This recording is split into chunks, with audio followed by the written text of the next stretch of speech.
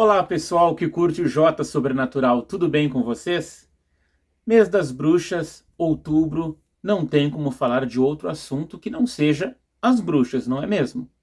E, de fato, bruxaria é um assunto sério, conforme vimos no último vídeo sobre a prisão alemã de Bamberg. Especialmente quando estudamos a bruxaria do ponto de vista histórico, percebemos que muitas pessoas foram vítimas do fanatismo religioso e até mesmo de uma loucura conjunta social. Nesse vídeo nós vamos conhecer algumas das mais antigas bruxas que estiveram no Brasil e aqui também passaram pela Inquisição. Quer saber mais sobre isso? Após a vinheta.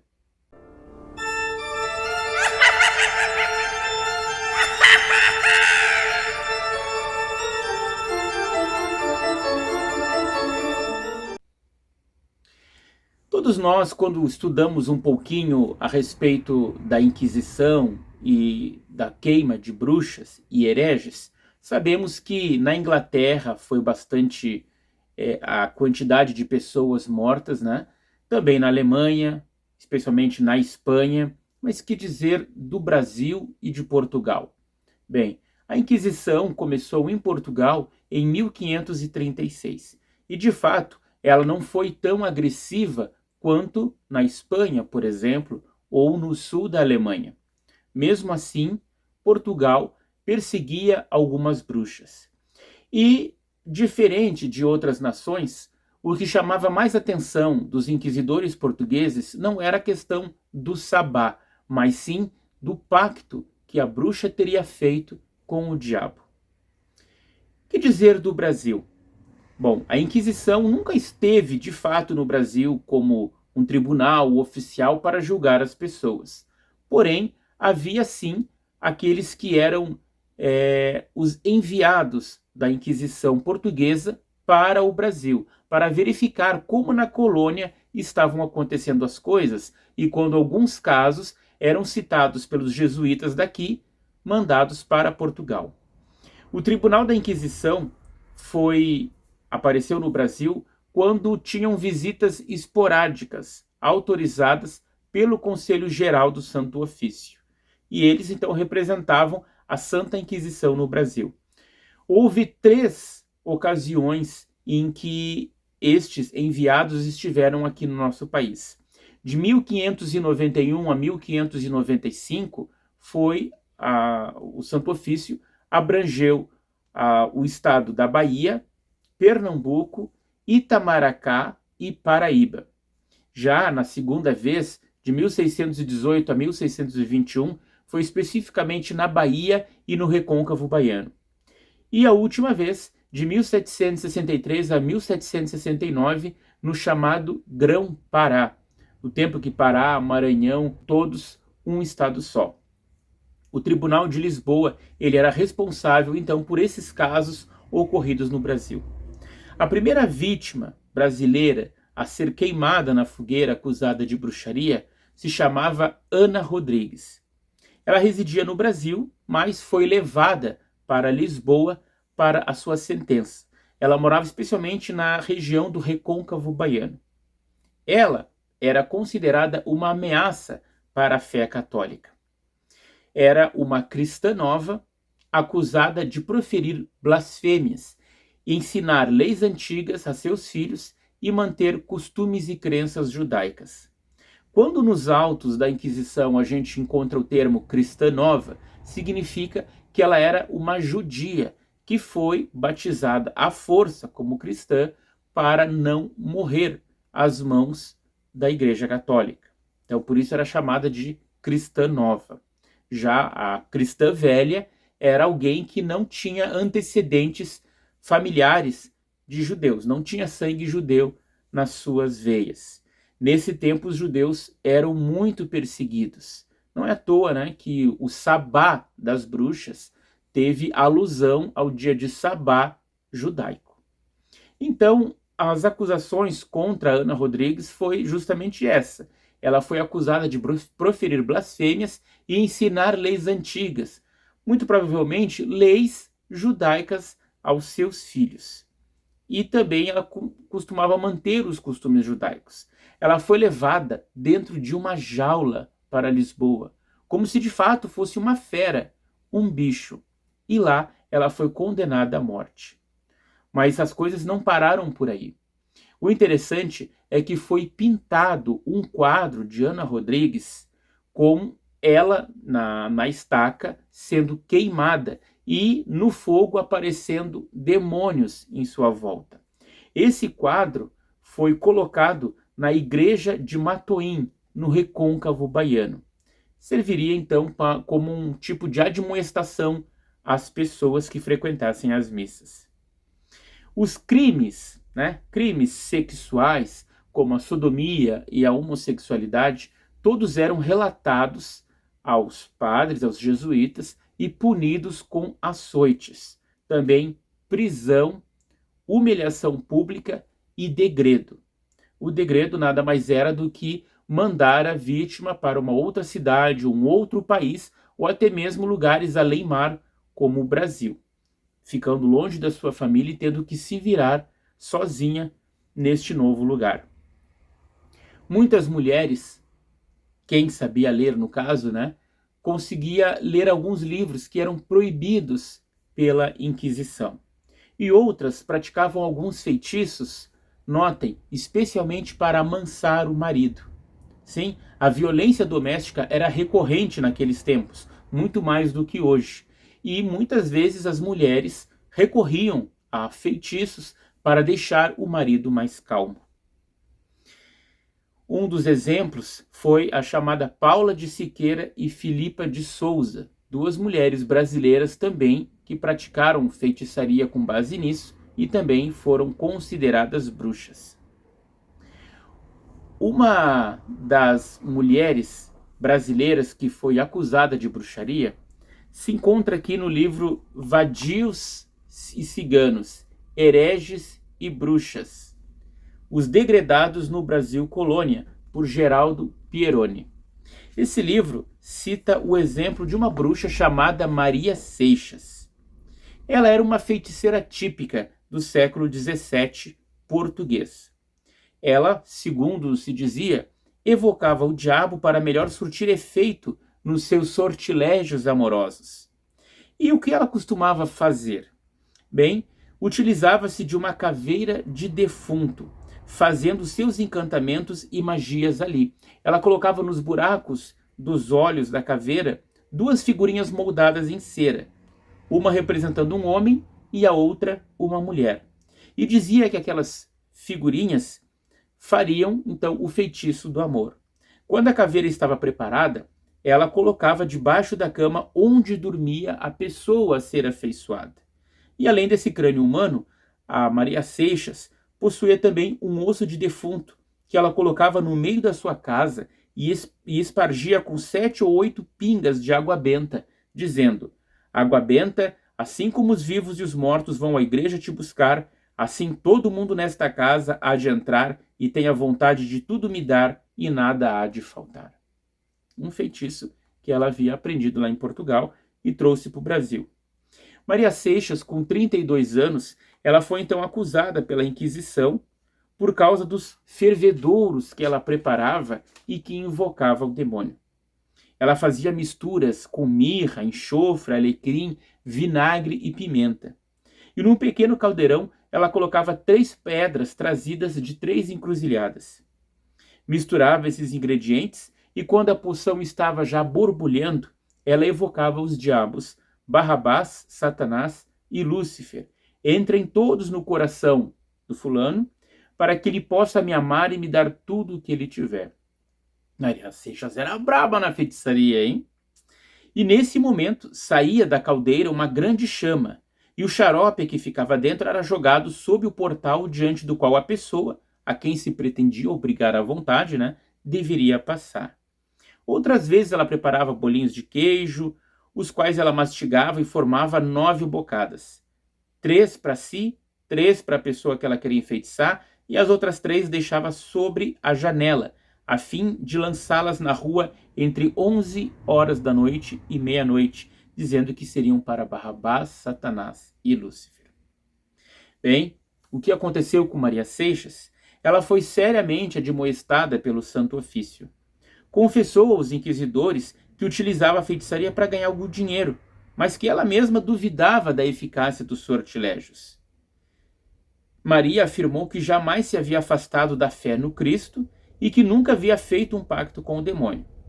Diante dos inquisidores, ela se arrependeu, chorou, implorou o perdão e suplicou pelas 5 chagas de Cristo. Conseguiu livrar-se da fogueira. No entanto, foi severamente punida.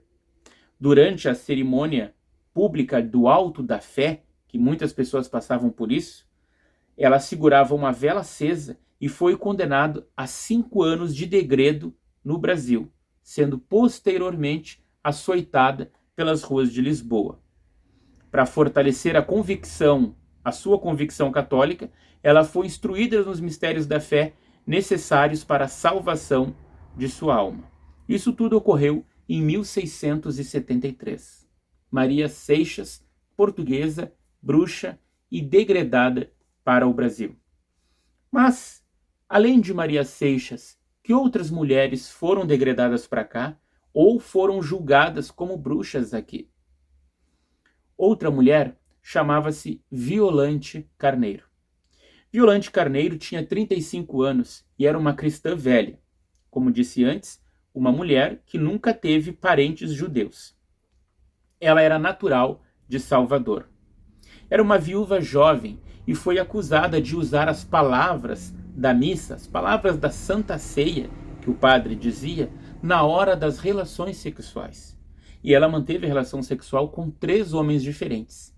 E foram esses 3 homens que confessaram esse ato para o padre da época. E ela então foi levada diante do jesuíta, né, para se confessar e dizer o que de fato tinha ocorrido. Primeiramente, Violante Carneiro negou toda aquela história. Mas, após sérias admoestações, ela disse que tinha aprendido aquelas palavras da Maria Cajada. Vamos ver depois quem é esta mulher. Mas primeiro ela disse isso, que aprendeu da Maria Cajada e usou frente ao rosto do parceiro que ela estava. E cabe salientar que um dos parceiros dela era um cônego.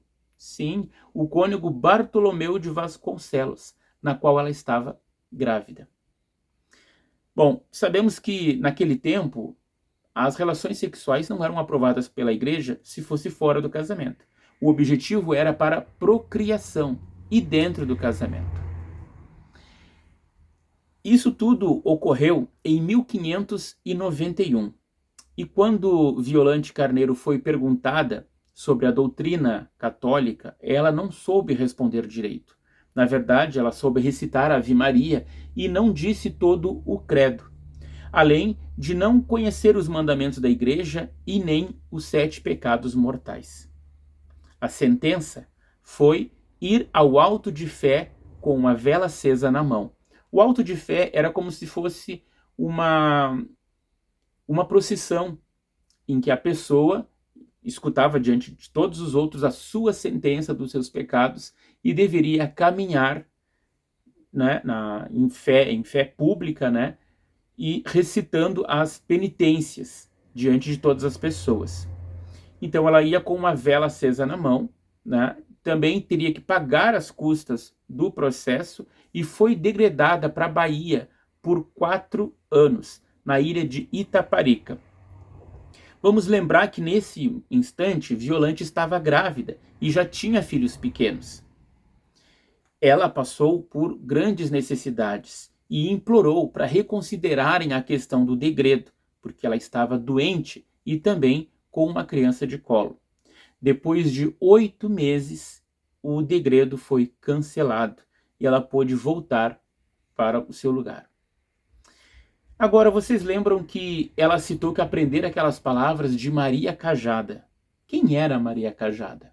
Bem, essa era uma das mais famosas bruxas brasileiras. Tanto que ela teve um livro somente para ela, né? Na verdade, a autora Gilmara Cruz fez uma tese de mestrado analisando o caso de Maria Cajada. E foi publicado um livro, né? Esse livro aqui está disponível na editora Via Sestra, e o nome é Práticas de Feitiçaria, o caso de Maria Gonçalves Cajada. Aqui na página 39, nos fala um pouquinho sobre quem era esta mulher. Ela tinha um apelido bastante interessante, Arde-lhe o Rabo.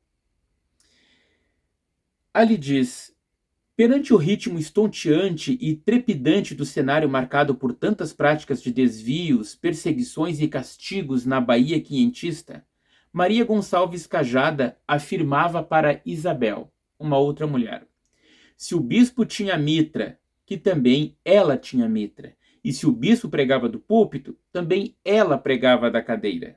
E ainda afirmou que fazia boas audiências, que quem tocasse nela teria virtudes, e que nem em Pernambuco e nem na Bahia aprenderam.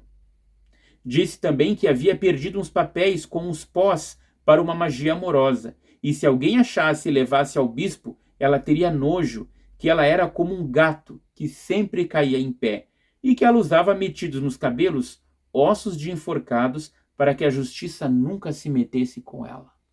Essa era Maria Cajada. Na verdade, Maria Cajada, ela era natural de Estremoz, em Portugal, mas morava na cidade de Aveiro. E ela era uma famosa feiticeira por lá. Era procurada pelas pessoas e as pessoas pagavam-lhe bem para diversas coisas. À meia-noite, Maria, estando nua da cintura para cima e com os cabelos soltos, praticava rituais em seu quintal com a porta aberta para o mar, e enterrava e desenterrava botijas. E estando em sua devoção, ela falava e chamava os diabos, estando com eles em muitos perigos. Ia toda descabelada em direção à lua e falava com almas do outro mundo. Ela dormia com os diabos e eles arrancavam dela um pedaço da chaga que tinha no pé, todo inchado, se ela não os desse muitas ocupações durante as devoções. Essas devoções geralmente eram realizadas em meio à natureza. Olha o que a Maria Cajada fazia. Ela costumava mergulhar no mar para dele tirar coisas para a realização de seus feitiços. Assim como, em meio ao campo, ela traçava o símbolo de Salomão, né, aquela estrela de 6 pontas, e se posicionava dentro dele com azeite na boca para falar com os demônios. Dessas devoções noturnas, geralmente por volta da meia-noite, Maria voltava toda descabelada e moída dos diabos. Isso é o que dizia os relatórios sobre Maria. Ela então fazia não apenas feitiços de amor, mas também a considerada feitiçaria diabólica. Ou seja, se era para matar alguém, ela também fazia isso. Ela andou por uns 12 anos pela Bahia, se hospedando nas casas de pessoas conhecidas. Na mesa inquisitorial, ela foi acusada por 6 mulheres. Normalmente essas mulheres eram as mesmas pessoas que ela ficava nas casas ou que teria feito algum feitiço.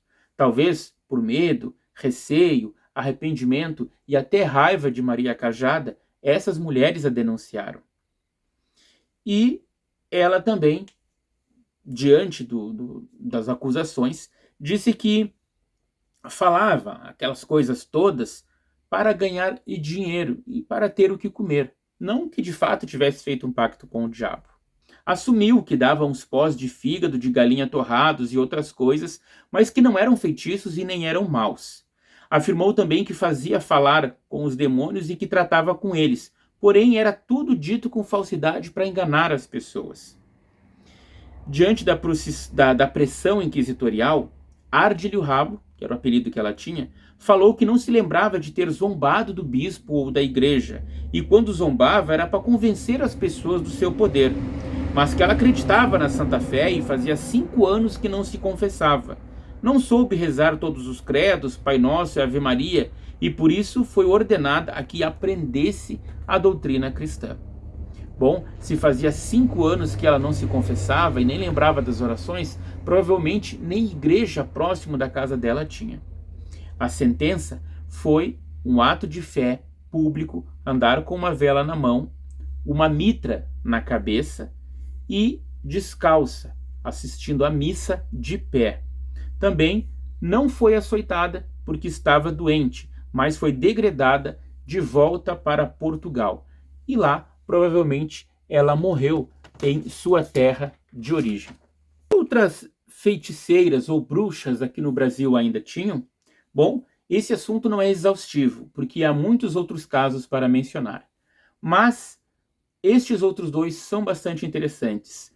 No Grão-Pará, Joana Maria foi presa e acusada de feitiçaria pelo Santo Ofício por vender um fragmento da hóstia sagrada da missa, e dizer que era uma relíquia de Santo Lenho.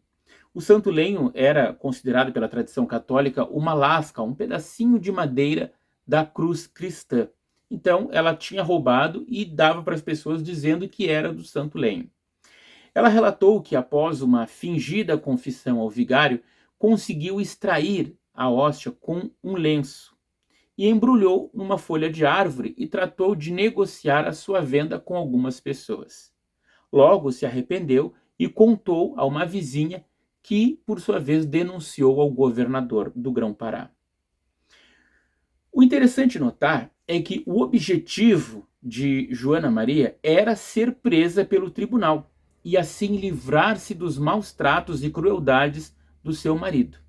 Este estava furioso, especialmente porque havia sumido 2 frangos e uma galinha quando eles não estavam em casa.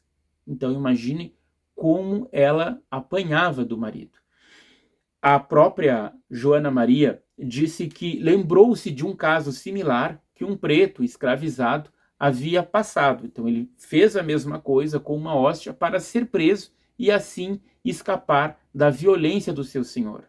O mesmo fez ela. Os inquisidores a consideraram uma mulher diminuta, simulada e fingida, e chegaram a fazer uma investigação sobre a vida dela de 100 páginas. Ela foi açoitada pelas ruas da cidade, também cumpriu penitências espirituais e foi degredada para a casa de correção por 12 anos. Um outro relato que vamos ver agora, e este é o último relato que vamos falar sobre as bruxas, ele, na verdade, foi considerado, foi descoberto no ano de 2001. O historiador e antropólogo Luiz Motti fez a transcrição desse documento que narrou o encontro noturno de bruxas dessas mulheres com o demônio no sertão piauiense. Que documento era esse? Bom, esse documento ele transcrevia um caso que aconteceu em 1758 lá no interior do Piauí, chamada a Fazenda das Cajazeiras da Gurgueia, lá no Piauí.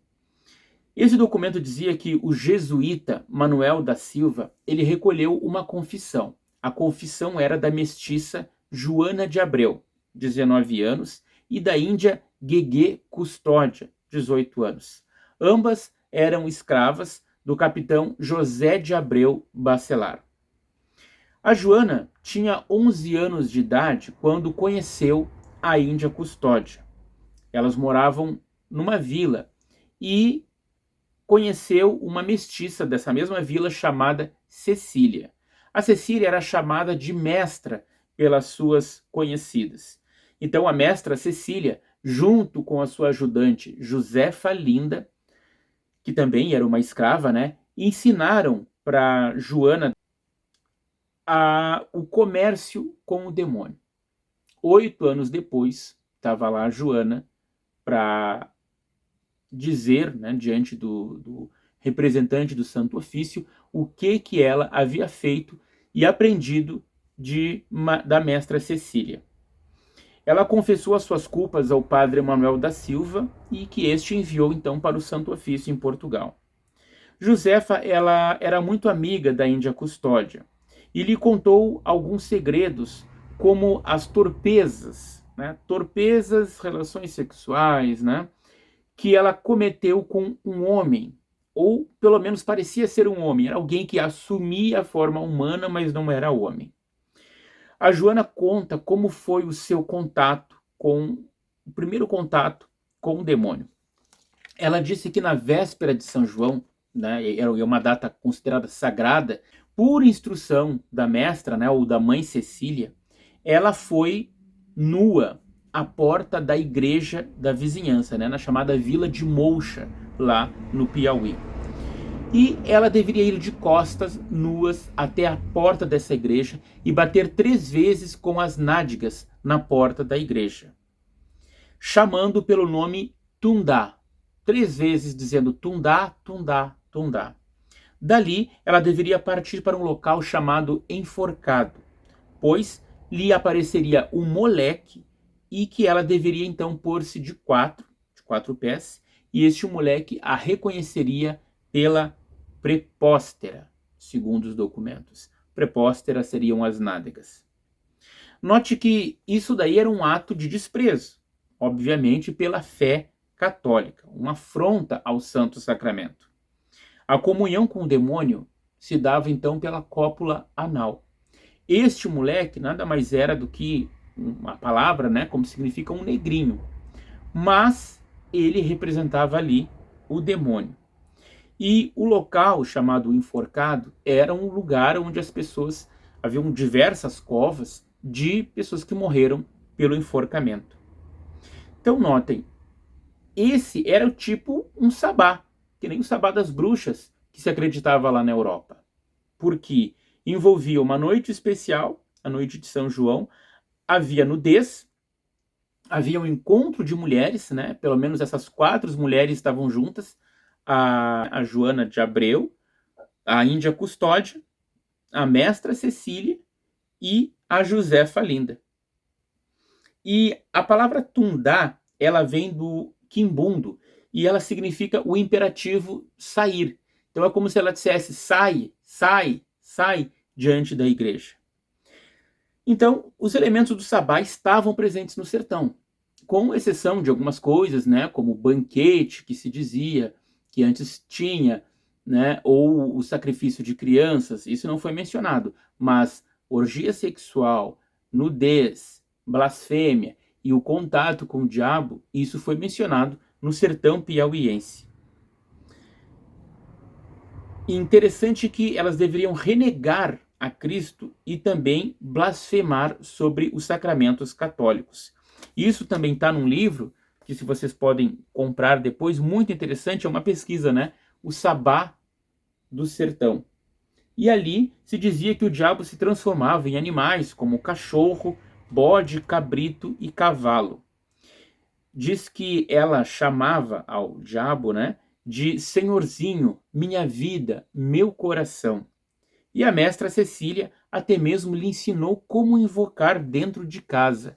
Note, aqui na página 215, a Cecília mostra para Joana como ela poderia fazer essa invocação em casa. E isso ficou registrado nos autos do processo inquisitorial.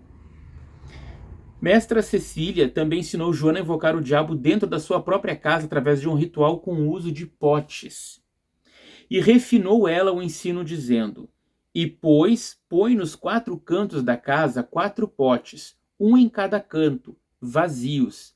Pega por uma parte e vai correndo até o último, dizendo na boca de cada pote: salve, salve, salve. Chegando ao último diz: salve Lúcifer. E logo de dentro há de sair um homem. E lhe fiz assim, e assim foi. Me pareceu que dentro do 4º pote, apenas proferi, saiu logo esse homem. E lhe fiz as adorações e respeitos costumados e o mais que ela me tinha ensinado. Bom, pelo conhecimento, né, de Lúcifer e de outros demônios, provavelmente algum resquício de grimório chegou até essas pessoas, grimórios antigos da Europa, ou pelo menos falado, né, ou pelo ensino oral. A Índia Custódia também confessou as mesmas coisas ao padre. É interessante que isso que aconteceu não apenas poderia ter sido influência dos sabás ou que se dizia lá na Europa, mas também de uma prática mágica que já acontecia aqui no Brasil, ainda no século XVI e século XVII, os chamados calundus, que eram uma mistura, né, entre a feitiçaria indígena e a feitiçaria africana. Havia incorporações, havia o som dos atabaques, né, e havia comidas também. Era um protótipo ainda do que futuramente seria a macumba e depois a umbanda e o candomblé. Talvez essas crenças possam ter influenciado essas meninas. Mas o interessante é que no Brasil foi registrado um sabá, segundo conta este livro. Então, essas são algumas das mulheres, alguns dos relatos de muitas bruxas, né, ou feiticeiras que existiam aqui no nosso país ou foram degradadas de Portugal para cá. Quer saber mais? Continue acompanhando o Jota Sobrenatural e também lendo esses livros, que eu vou deixar o link para vocês, o nome certinho. No próximo vídeo, vamos falar sobre um filme de terror, mas isso só depois do Halloween. Ainda tem o Halloween pela frente e eu espero que todos tenham uma ótima festa. Até mais.